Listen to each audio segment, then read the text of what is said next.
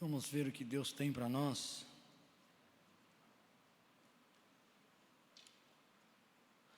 São coisas que a gente vai ministrar. Eu creio que a maioria aqui conhece a palavra de Deus, né? Mas o apóstolo Paulo, ele deixa claro, ele fala assim, que ele não se cansa de falar as mesmas coisas, amém? Porque a palavra de Deus, ela serve para nos alertar a cada dia, a cada instante, porque a gente vacila muito no meio do caminho, né? Amém? O que separou o homem de Deus, nós já sabemos, né?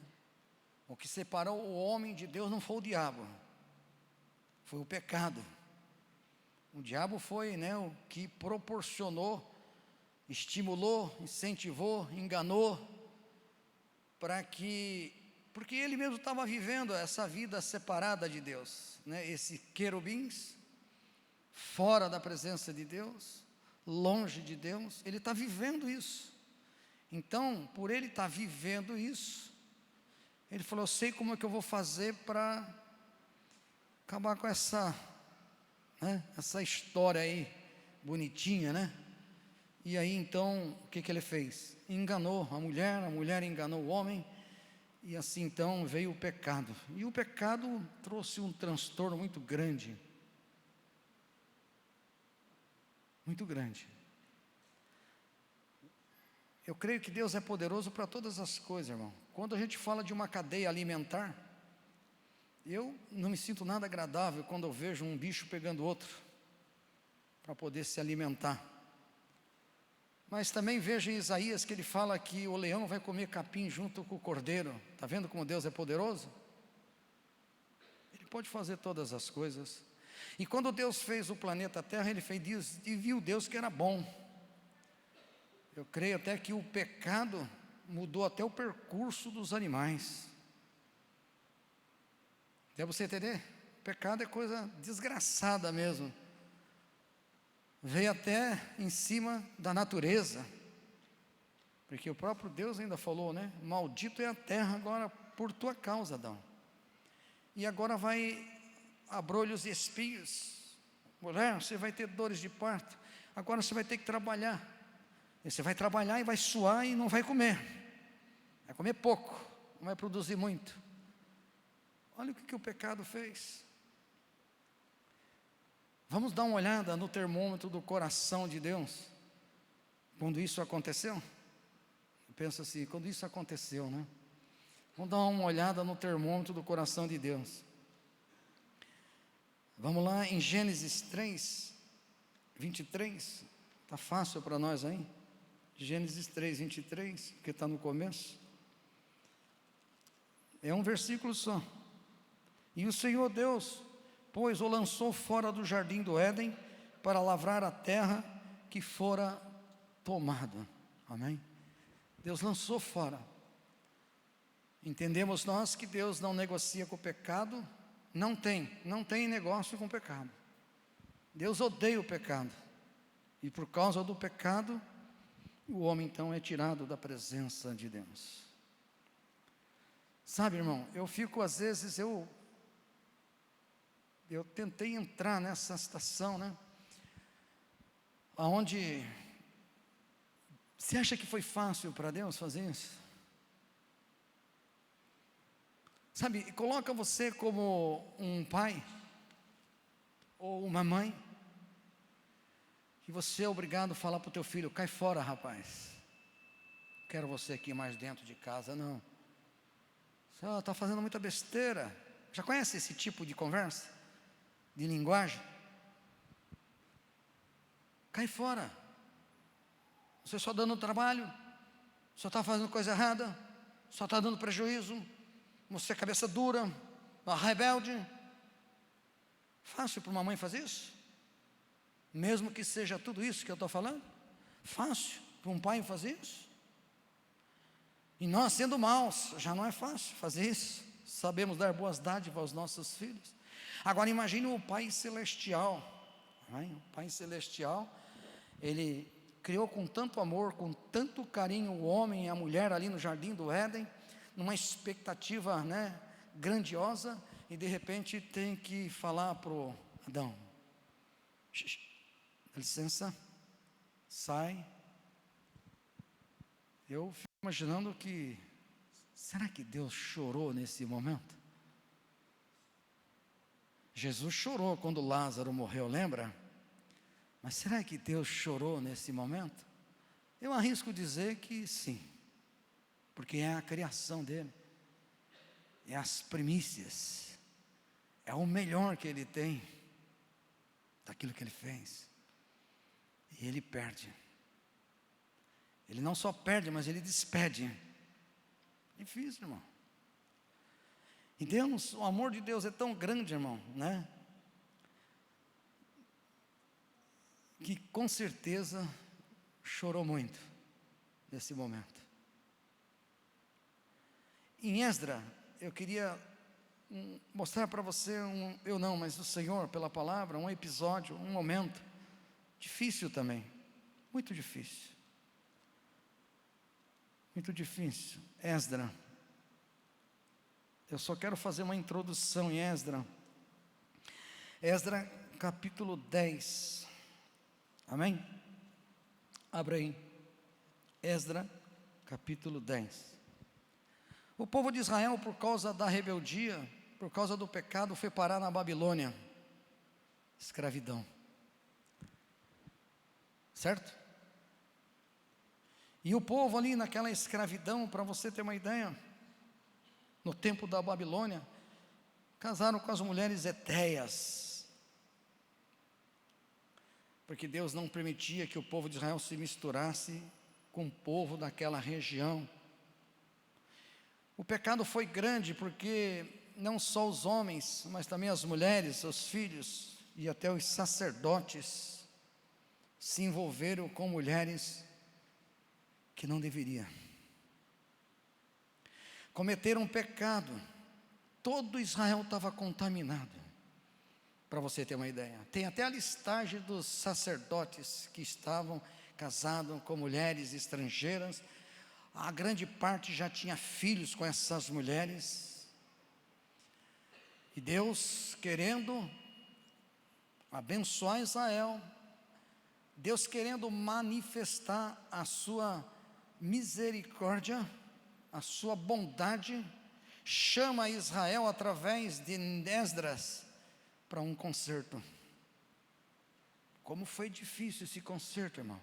Para quem conhece a palavra, sabe aonde que eu estou. Difícil um concerto desse. Então eu queria mostrar para você assim. Olha, Esdra capítulo 10, do versículo 1 ao 5.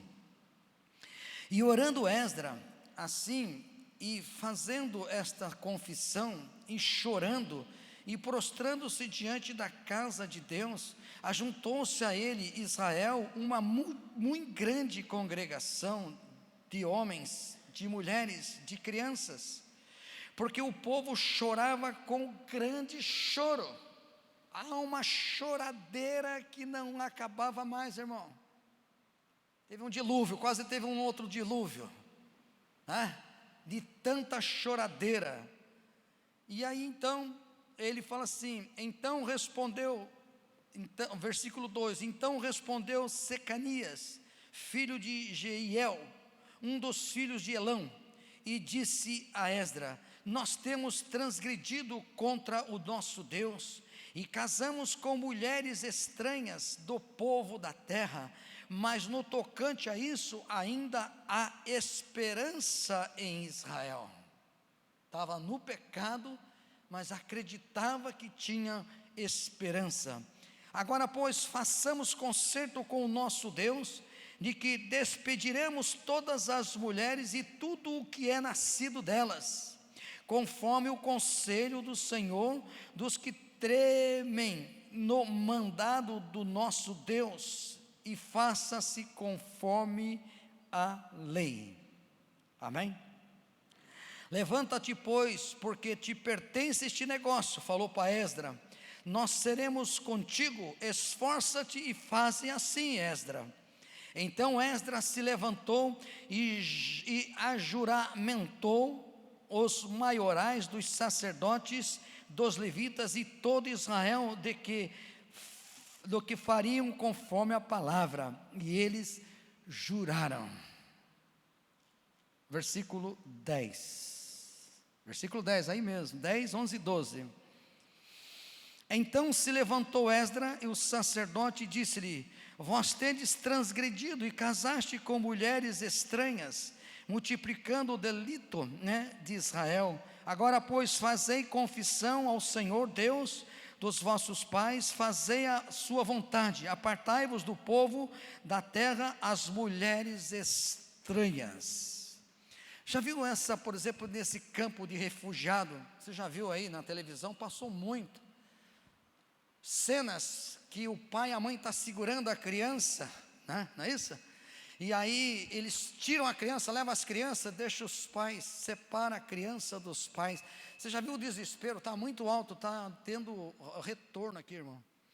Você está entendendo? Então, para você ter uma ideia, eles separam, uma choradeira. Aquilo ali é um desespero, uma choradeira terrível, irmão. Isso, homens maus, que sabem dar boas dádivas aos vossos filhos. Você está entendendo? E ali aquela choradeira, e não tinha jeito, e aí então teve que abandonar as mulheres. Se eram homens casados com as mulheres, tinha que despedir as mulheres, despedir todas as mulheres, e todos os que saíram da madre, todos os que saíram do ventre, que foi formado ali, tudo foi embora. Dá para você sentir o termômetro disso? Que choradeira, que desespero, que tristeza, que coisa angustiosa, não é verdade? Imagine se você estivesse lá no tempo de Esdras, ainda que você tivesse casado com uma judia, e vendo aquele povo ter que separar. Rapaz, não dá para a gente nem sentir o termômetro, rapaz. Só Deus, só o Espírito Santo para fazer você sentir esse termômetro. Uma separação. Você viu como Deus não negocia com o pecado, irmão? Não negocia com o pecado, de maneira alguma. Agora você imagina que Deus olhou e se agradou do homem. Deus olhou, se agradou da mulher. Ele fez, sabe, o que ele tem de melhor em tudo que Deus fez, somos nós. E aí ele viu o homem pecando. Todos pecaram e todos estão destituídos da glória de Deus. Foram separados. Qual o termômetro de Deus nesse momento? Qual seria o termômetro de Deus nesse momento? Será que Deus chorou? Sim, sem dúvida. Sem dúvida que Deus chorou. Por isso Deus tinha um plano. Olha o privilégio que nós temos. O plano de Deus, Jesus Cristo, Filho de Deus, para nascer. Amém? Para nascer, tem um plano, tem uma trajetória muito grande, desde Gênesis. Olha a paciência e a longanimidade de Deus com o homem, até chegar o momento de Jesus Cristo, o nascimento conforme a sua palavra, porque toda a dificuldade do ser humano agora iria ser resolvido por meio de Cristo, por meio de crer em Cristo. Amém? É uma bomba para o inferno. E Deus, como Ele mesmo fala na palavra, que Deus amou o mundo, quer dizer, Ele amou o ser humano de tal maneira, não poupou nem o Filho, para poder nos resgatar. Meu Deus, que amor, não é verdade? Odeia o pecado, mas ama o ser humano. Mas odeia o pecado, ele não tem negócio com o pecado, ele não quer saber do pecado, ele tem nojo do pecado. Mas ama o ser humano. E nessa caminhada de anos e anos, até chegar o momento mais crucial, o momento mais, vamos dizer, eu tenho que escrever aqui, o maior acontecimento na face da terra, o maior acontecimento foi o nascimento de Jesus. Amém? Nascimento de Jesus. Sabe, às vezes nós somos legalistas, às vezes as igrejas são legalistas, sabe, ficam questionando certas coisas, como por exemplo, eu vou dar alguns exemplos para você. Como é que morreu Jesus na cruz? Ele morreu assim? Ou ele morreu assim? Era no madeiro, né? Madeiro, lembra? Madeiro não era. Madeiro. Que jeito que ele morreu?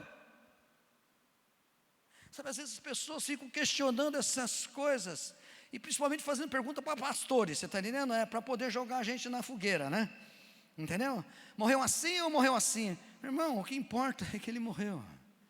Essa é a essência. Amém? A essência importa é que ele morreu, porque se ele não morresse, nós estávamos perdidos. Perdido estou sem ti. Amém? Então, sabe, não importa como ele morreu, importa que ele morreu. Amém? Outra coisa, uma vez eu encontrei, foi me apresentado um judeu messiânico. Por que messiânico? Porque aceitou Jesus, o Messias. Ele se converteu. Me apresentaram, esse aqui é o pastor César lá da Ágape e tal. Aí ele já olhou para mim e falou assim: eu posso fazer uma pergunta para o senhor? Eu falei: pode. Lá vem bomba. Judeu ainda, né? Nós vamos passar a grande tribulação ou não vamos passar a grande tribulação? Olha aí o legalismo. Eu quebramos, Deus me deu pelo Espírito Santo, Deus fez quebrar o legalismo. Eu falei: meu irmão, olha, eu não sei se nós vamos passar a grande tribulação ou se nós não vamos passar a grande tribulação. Mas uma coisa eu sei, se eu estiver com Jesus, a vitória é certa. Você está entendendo? Legalismo. A mesma coisa é saber assim, mas quando? Mas dia 25, os teólogos já falaram que não foi no mês de dezembro que Jesus nasceu. Eu não estou preocupado o dia que Jesus nasceu. O que importa para mim é que ele nasceu. O que importa para a noiva, o que importa para a igreja, é que ele nasceu. Se foi em abril, se foi em maio, se foi... Não estou preocupado com isso. Isso não vai mudar a minha fé. Isso não vai mudar a minha vida. Isso não vai, sabe, edificar mais ou menos. Não, o mais importante é que ele nasceu. Porque Deus tinha um propósito. Deus está chorando desde lá, há muito tempo, pelo ser humano, pelo povo dele. Glória a Deus. Sabe, quando eu tive um privilégio, foi uma misericórdia de Deus, foi uma bênção de Deus para mim, porque eu não tinha condições de ir, mas pela fé eu me levantei na igreja e acabei indo para Israel, porque impossível, ali foi impossível, mas Deus agiu no impossível. Amém? E nós estávamos em Jerusalém. Jerusalém é a menina dos olhos de Deus, irmão. Jerusalém representa todos os hebreus, os judeus, todo aquele que tem a mesma linhagem, o mesmo DNA, o mesmo sangue, sabe? E quando nós saímos dali, porque nós íamos para um outro lugar, eu não me lembro bem, porque já foram tanto tempo, já faz, né? Eu sei que nós fomos para outro lugar, e quando nós estávamos saindo, nós saímos no sábado. E no sábado não tem nada em Jerusalém. Nada, você não pode procurar nada, só acha-se lá, não era a época de turismo, era bem tranquilo, mas você não vai encontrar judeu na rua fazendo alguma coisa, não, porque eles começam na sexta-feira e o sábado eles guardam o sábado. Eu arrisco dizer para você, eu não guardo o sábado, mas eu guardo o Espírito Santo, porque os verdadeiros adoradores adoram em espírito e em verdade, não preciso guardar nada. Guardo o Espírito Santo. Como é que eu guardo o Espírito Santo, irmão? Arrisca alguém dizer, como é que eu guardo o Espírito Santo? Santidade. Santidade. Amém? Então você veja bem, presta atenção. Estava ali saindo de Jerusalém e Deus Deus se revelou para mim assim, de uma forma assim impressionante. Eu não esperava aquilo. E nós estávamos descendo, acho que descendo para o mar da Galileia, e de repente, para você ter uma ideia, eu comecei a chorar. Mas eu chorava, mas eu chorava, eu tive que me conter para não fazer escândalo no ônibus. Se alguém estava perto de mim, quem estava lá, viu? E eu chorava, e orava em língua.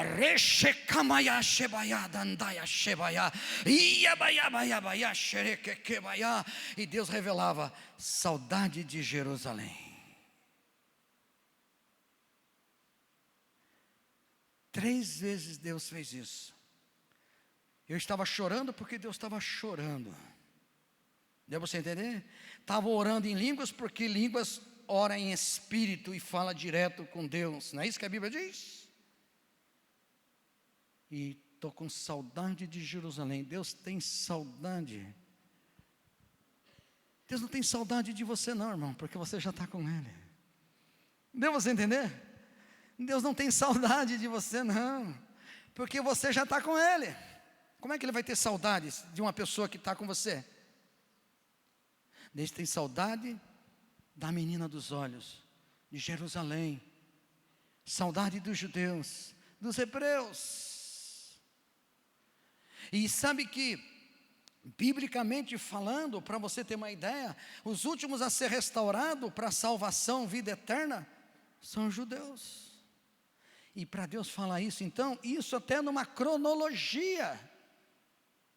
Primeiro vem o anticristo, vem o filho da perdição, vem a apostasia, vem uma grande colheita, e aí depois se assenta no trono, e aí depois é tratado com os judeus. Para Deus falar aqui, olha, estou com saudade de Jerusalém, é sinal de que nós estamos nos fins dos tempos. A palavra de Deus é muito claro quando ele falou assim, olha, nos últimos tempos, o apóstolo Pedro, ele escreve isso pelo Espírito de Deus, nos últimos tempos a ciência se multiplicaria.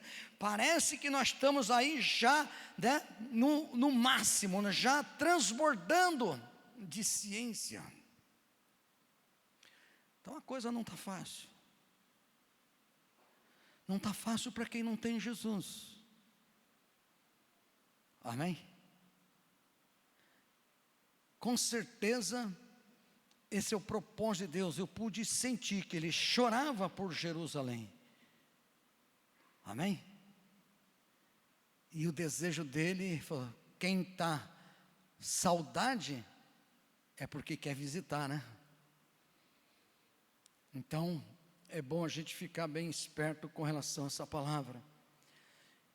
E aí então, eu creio que naquele momento de Esdras, foi muito difícil, irmão. Eu não queria estar lá não. Eu não queria estar ali no lugar, naquele momento, naquele Kairos, naquele tempo de Esdras, e presenciar a separação entre marido e mulheres, homens e mulheres, e os filhos. A Bíblia fala que eles choravam muito. E aí o que Jesus fez? O que Deus fez? Preparou Jesus para nós. Amém? Jesus foi preparado para nós, irmão. Veio para dar a sua vida em favor de nós. A Bíblia fala que nós estávamos perdidos, como fizemos o louvor aqui. Perdido estou sem ti. Estávamos perdidos. Nós estávamos nas trevas. Nós estávamos condenados.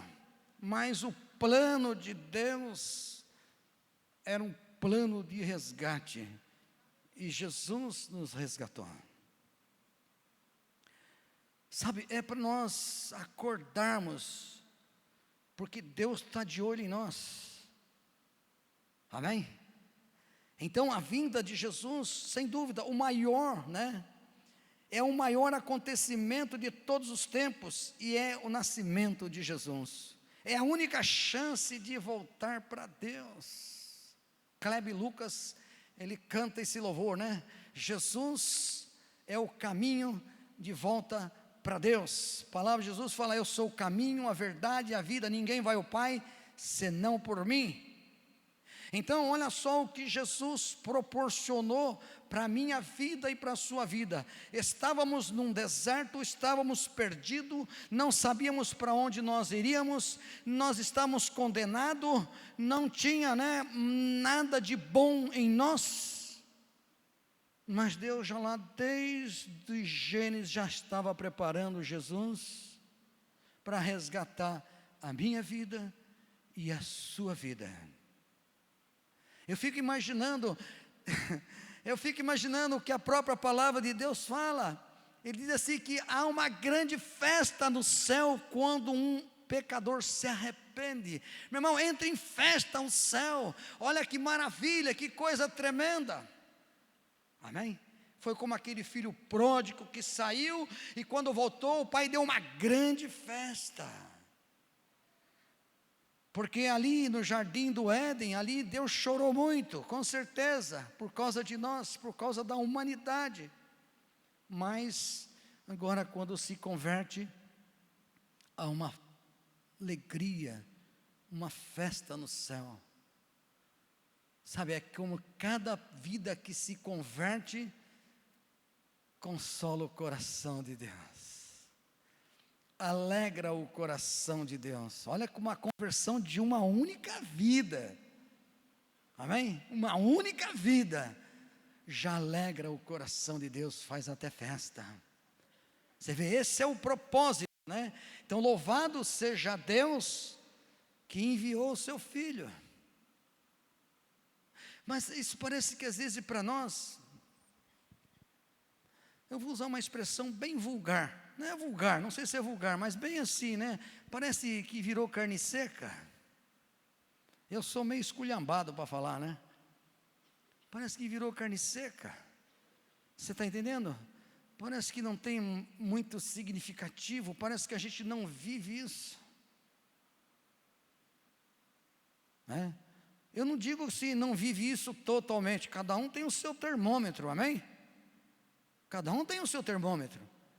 Mas eu estou falando de, todos nós estamos buscando a viver com Jesus. Mas se a gente tivesse um termômetro para medir o quanto você o deseja, sabe, um termômetro espiritual para medir qual é o teu desejo por Jesus. Quanto será que sairia aí? Qual seria a sua medida? Na verdade, qual seria a minha medida? Por isso que eu estou falando, parece que vira uma coisa comum, normal. Não é uma coisa comum, não é normal. Sabe, eu estava estudando um pouco a palavra, e eu peguei uma frase que eu gostei muito. E na verdade eu até complementei essa frase. E aí presta atenção nessa frase, olha só. Quão ansioso deveríamos estar em nos preparar para o real e o imutável. Vamos botar um termômetro na minha vida, na sua vida. Será que você está ansioso? E essa frase, eu dei uma completada, porque eu gostei dela. Como ansioso deveríamos estar em nos preparando para o real e imutável. A apresentação, para se apresentar para o Senhor. Deveríamos então, entendo eu, ansioso, você está entendendo? Se preparando para o real, para o imutável, que é o arrebatamento, que é a vida eterna, amém? A gente deveria estar com esse desejo. Então, não sei, talvez cada um tivesse um termômetro, né? Mas nós deveríamos estar nos preparando para o real, para o imutável, para se apresentar diante do Senhor. Por quê? Porque a palavra de Deus é muito clara. Abre lá em Efésios. Abre em Efésios, para você ter uma noção dessa frase. É uma frase que está misturada, até com muita base bíblica. Então, Efésios capítulo 5, versículo 25. Sabe que aqui, Efésios 5, 25, ele fala de um casamento. Fala do casamento. Mas tem um momento que ele fala do casamento da noiva com o noivo, da igreja com Deus. E ele fala assim no capítulo 5, versículo 25 a 27. E vós, marido, amai a vossa mulher, como também Cristo amou a igreja e a si mesmo se entregou por ela. Amém? Para a santificar, purificando-a com a lavagem da água pela palavra, para apresentar a si mesmo igreja gloriosa, sem mácula, nem ruga, nem coisa semelhante, mas santa e irrepreensível. Uau! Dura essa palavra, né? Mas ela é gostosa. Nós deveríamos estar exatamente como nós deveríamos estar ansiosos. A igreja devia ter assim, ansiosa, né? Se preparando para o real, para o imutável, para se apresentar desse jeito, como está escrito em Efésios 5, 25 a 27, uma igreja que ele fala para apresentar-se a si mesmo igreja gloriosa, sem mácula, nem ruga, nem coisa semelhante, santa, mas santa e irrepreensível. Irrepreensível é perfeita. Amém? Então, eu creio que esses dias que virão, que eu não sei quanto é, porque se eu falar é heresia. Se prepara, começa a desejar isso, começa, sabe, ter essa ansiedade, sem dúvida nenhuma, sabe, de você se apresentar a Deus sem mácula, sabe, procurar viver uma vida em santidade, procurar realmente, sabe, buscar fazer a vontade de Deus, porque esse é o dever da igreja. Não é dever só do pastor, ou do presbítero, ou do apóstolo, ou das ovelhas. Esse é para todo mundo. E nós deveríamos ter esse desejo. Amém? E muitas vezes, nosso trabalhar, muitas vezes as nossas lutas, muitas vezes, né, o adversário da nossa alma, vem perturbar nossas vidas, não é verdade?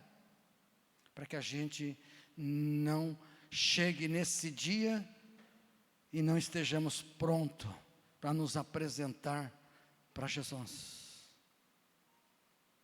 Sim, Ele veio, nasceu, sim, Ele morreu, ressuscitou. O maior milagre que pode ter acontecido na sua vida, o maior milagre, a ressurreição. Ter nascido de novo. Oh, Nicodemos, importa você nascer da água e do Espírito, Nicodemos, porque se você não nascer da água e do Espírito, você não entra e nem pode ver o reino de Deus. Para isso que Jesus nasceu para dar a vida dele pela sua, deu a vida dele por você.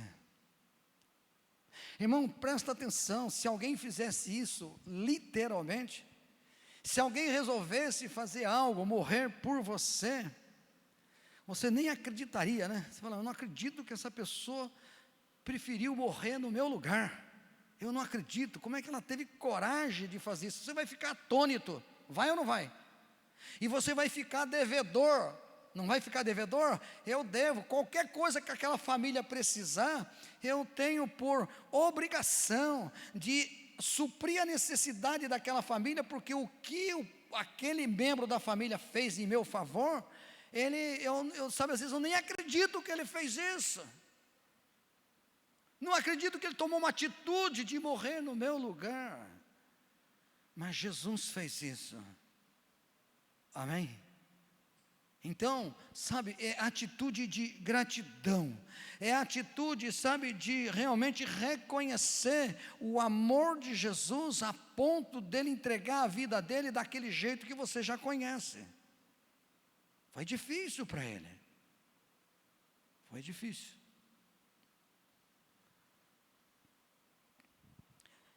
A primeira vez que eu ministrei na igreja, primeira vez que eu ministrei na igreja, era a igreja evangélica. E aí você vai pela primeira vez, né? Ficava assim, né? Todo tremendo, né? E eu ministrei uma palavra, e a palavra era, o título era, do jeito que a igreja começou, ela vai terminar. Perseguida, mas cheia do Espírito Santo. Perseguida, mas cheia do Espírito Santo. E eu estava preparando aquela palavra quando eu recebi uma revelação de Deus. Eu recebi uma revelação de Deus que me deixou assim atônito. E eu olhei, sabe, tipo assim, perguntei por que Jesus quase desistiu de nós, Senhor? Porque ele falou para o Senhor, ó Deus: olha, se possível, afasta de mim esse cálice. Dá a entender, sabe, que ele estava desistindo. Não dá a entender? Se não tem outro jeito? Não tem. Tudo bem, eu vou. Mas se possível, afasta de mim esse cálice. Será que teve ponto de interrogação em Jesus? Será que ele passou por um momento, ele falou, vou sofrer muito, e melhor não tem outro jeito, ó papai? Eu comecei a fazer essa pergunta para Deus. Eu queria entender por quê. Porque eu não tinha razão, eu não tinha intelectual para poder entender, sabe, essa situação, aonde Jesus está, sabe, gotejando gotas de sangue, para você ter uma ideia. Ele sabe, ele mesmo falou, eu sei para que eu vim, para essa hora que eu vim para ir para a cruz, e agora ele está dizendo, não tem outro jeito, ó Deus. E Deus revelou muito claro para mim. Sabe qual era o problema? É que iria ficar separado do Pai.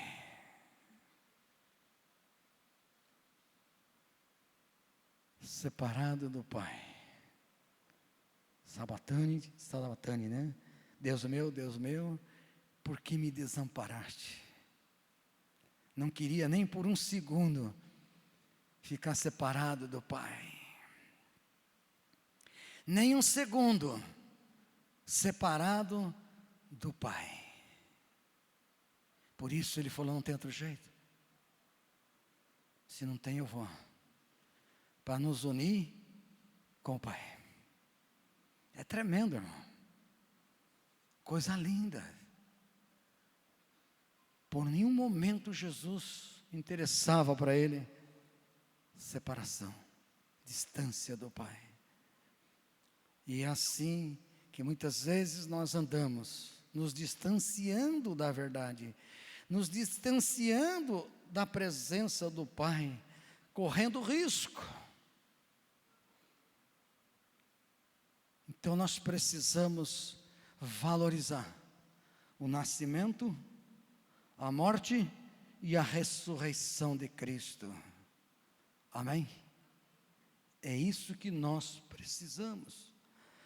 Caso ao contrário, não tem jeito, irmão. Não tem como. Sabe, a palavra de Deus é muito clara. Em João, não precisa nem abrir, todos nós conhecemos. Mas todos os que o receberam, deu poder para serem feitos filhos de Deus. Irmão, é o maior milagre que pode acontecer na vida de um ser humano, é ele nascer de novo. Amém? E foi o que Jesus proporcionou. Uma das coisas que Jesus proporcionou para você, Ele fez você nascer de novo, da água e do Espírito Santo. Não tem presente maior do que esse. Amém? Precioso, irmão. Único. Por isso é o maior acontecimento. Ele veio para isso, para ressuscitar você dentre os mortos. Não ressuscitar você como Lázaro, que ali foi uma questão física, né? Biológica, mas ressuscitar você daquela morte lá no jardim do Éden. Agora Deus te dá a vida. E Ele não te dá a vida, Ele te dá a vida como deu para Adão, eterna. Amém? Então, nós temos que parar para pensar a respeito disso. Nós temos que preparar, sabe, assim o nosso coração, nosso espírito, nossa alma, sabe, nós temos que buscar mesmo, sabe, santidade, sabe, buscar consertar nossas vidas, porque para isso Jesus nos resgatou. Amém? Não podemos mais, sabe, aceitar, não podemos mais, sabe, se acomodar, não podemos mais dormir, porque o tempo está curto, meu irmão. Então é melhor nós nos aplicarmos em santidade, porque, sabe, é melhor ter essa ansiedade, né, essa ansiedade de, sabe, de se apresentar para o imutável, para aquilo que é a verdade. Amém? Que isso seja algo que floresça em nossos corações. Amém? Que realmente podemos, né, ser tomado por esse sentimento, por esse entendimento, sabe, por esse desejo, sabe, de Jesus medir a nossa vida e encontrarmos do jeito que Ele falou aqui, irrepreensível, vivendo uma vida em santidade. Amém? Glória a Deus. Deus falou isso, né? Sabe, Jesus também falou assim, olha, nós estamos falando do nascimento de Jesus, o que Ele proporcionou para nós, amém? Jesus falou assim, eu e o Pai trabalhamos até agora. Sabe, Jesus trabalha até agora e continua trabalhando, meu irmão, porque só para você ter uma ideia, ainda tem selos que Jesus precisa abrir, aí Jesus está trabalhando. Lembra daqueles 7 selos de Apocalipse? Alguns já foram abertos, segundo os teólogos, e o que a gente já entende, mas outros ainda não foram, e Jesus trabalha até agora. Sabe, Jesus, Ele não só, Ele ressuscitou você dentre os mortos, quando perdoou os seus pecados, e os meus também, porque sem derramamento de sangue não há remissão de pecado. Se Jesus não tivesse morrido na cruz, nós não teríamos a chance de ser perdoado.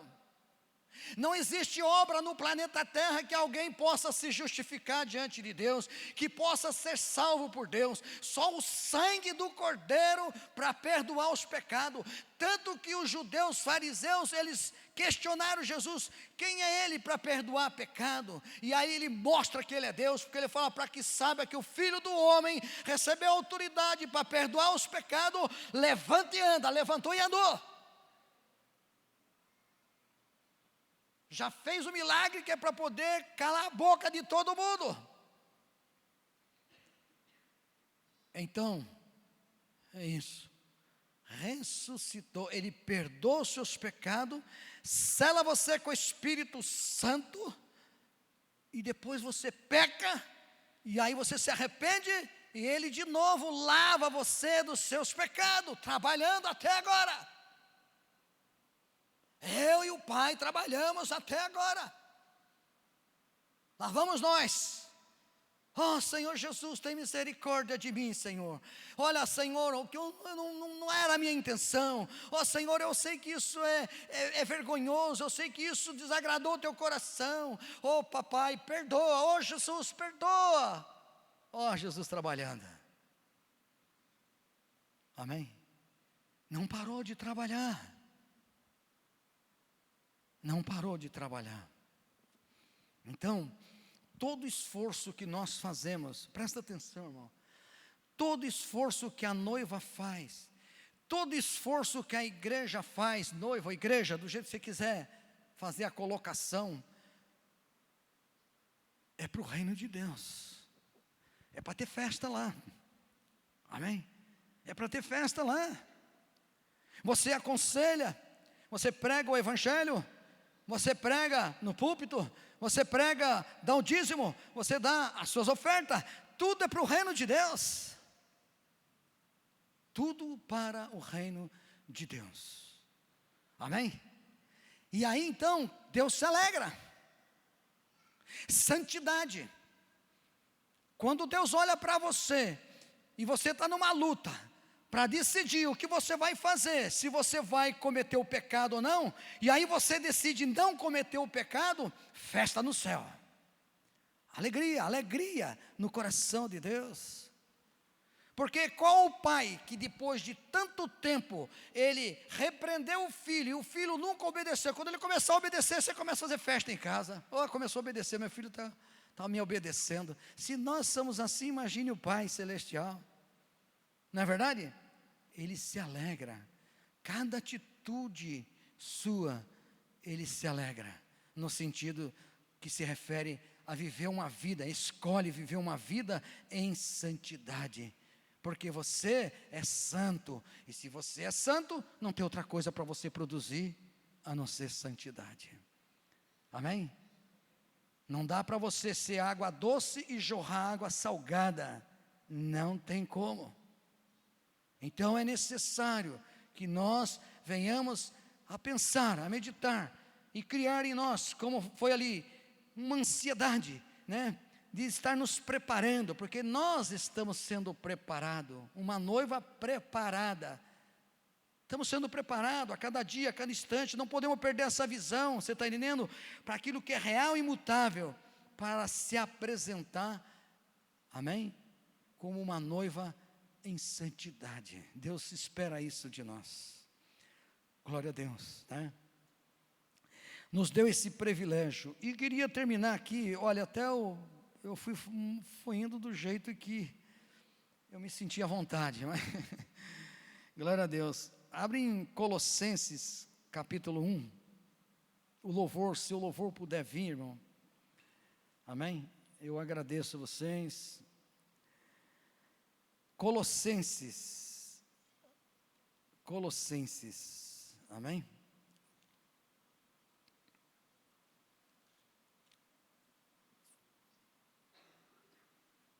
Colossenses 1.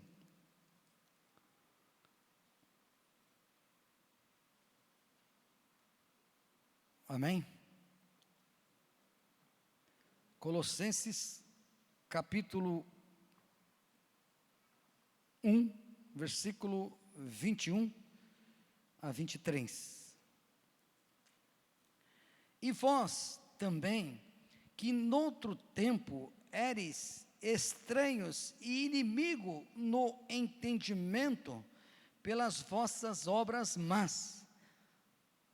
Mas agora, contudo, vos reconciliou, Jesus reconciliou, no corpo da sua carne, quer dizer, no sacrifício da cruz do Calvário, pela morte, para que perante Ele vos apresentar santo, irrepreensível, inculpáveis, se na verdade permanecerdes fundados e firmes na fé, e não vos moverdes da esperança do Evangelho, e tendes ouvidos, o qual foi pregado a toda a criatura que há debaixo do céu, e do qual eu, Paulo, estou feito ministro.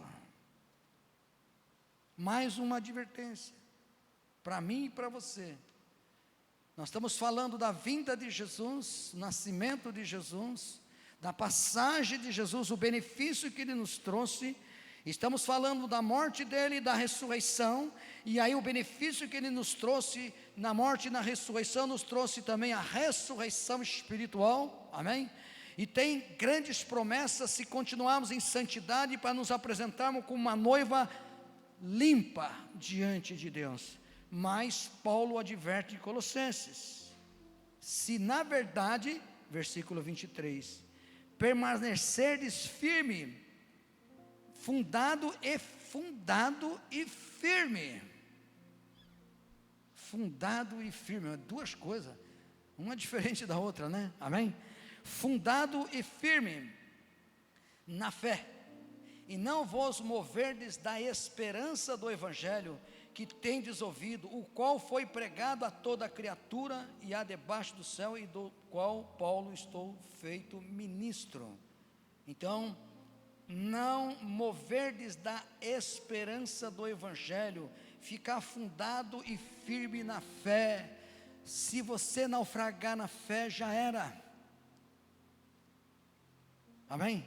Se você não tiver o desejo, se você não crê que Jesus vem te buscar, você não vai buscar santidade. Mas se você tem fé e crê que Jesus vai te buscar, vem te buscar, então você vai permanecer firme na fé, buscando a viver uma vida de santidade, para agradar o coração de Deus. E quando Jesus voltar, com certeza, nós vamos estar lá. Amém? Então isso depende de nós. Não é porque você já recebeu, não é porque você já tem. Sabe, a gente tem isso, irmão. Quando você não tem, você fica desejando. Não é verdade? Certas coisas. Coisa cotidiana.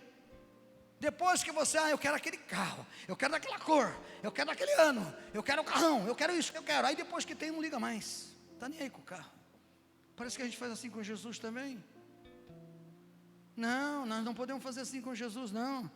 Eu quero a cada dia mais, eu quero a sua presença. A cada dia mais eu preciso da tua presença. A cada dia mais eu quero alegrar o teu coração, papai, vivendo uma vida de santidade. Oh, Senhor, eu quero, agradecer, essa é a única forma de eu agradecer ao Senhor, é dar a minha vida em favor do teu reino, é dar a minha vida em favor da tua igreja. Amém? É isso que Deus espera da igreja, irmão. Ou estou errado? Não, eu não estou errado, porque eu estou falando da palavra. E se tivesse errado, não sou eu que estou errado, é a palavra. Mas a palavra não está errada. A palavra é verdadeira, imutável, não muda. Então, a gente precisa, então, realmente dessa forma, está ansioso, se preparando para o real, para o imutável, para se apresentar para o Senhor uma noiva perfeita. Amém? Seja assim a minha vida, seja assim a sua vida, para que a gente possa realmente receber todas as promessas do Senhor. Amém?